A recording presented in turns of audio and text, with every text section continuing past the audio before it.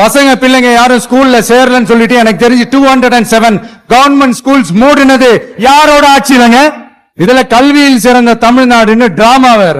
207 பள்ளிகள் மூடப்பட்டது காரணம் பிறப்பு விகிதம் கம்மியாயிடுச்சு, அதனால வருகை பதிவும் கம்மியாயிடுச்சு அப்படி சொல்லிட்டு பள்ளி கல்வித்துறையும் தமிழக அரசு சொல்லியிருக்காங்க சார். அதை போய் முழுமையா படிச்சு பாருங்க சார், புரியும்.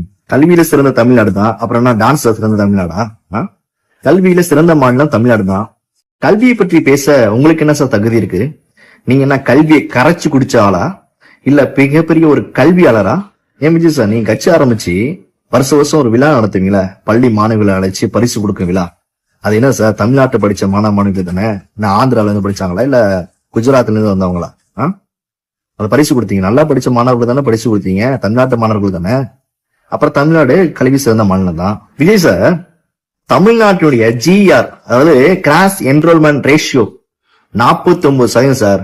ஒட்டுமொத்த இந்தியாவினுடைய சதவீதம் என்ன தெரியுங்களா? வெறும் 26% தான்.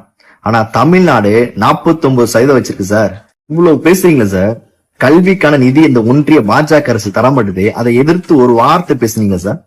புதிய கல்வி, PMST போன்ற திட்டங்கள்லாம் இந்தி திணிப்பை கொண்டு வந்து தமிழ்நாட்டுல சேர்க்கிறாங்களா சார்? அதை பத்தி ஒரு வார்த்தை பேசுறீங்களா சார்? தமிழ்நாட்டு மட்டும் தான் 1 கிலோமீட்டருக்கு ஒரு தொடக்கப்பள்ளி, 3 கிலோமீட்டருக்கு ஒரு நடுநிலைப்பள்ளி, 5 கிலோமீட்டருக்கு உயர்நிலைப்பள்ளி, 7 கிலோமீட்டருக்கு ஒரு மேல்நிலை பள்ளின்னு சொல்லிட்டு தமிழ்நாட்டுல மட்டும் தான் சார் இந்த கட்டமைப்பு இருக்குது.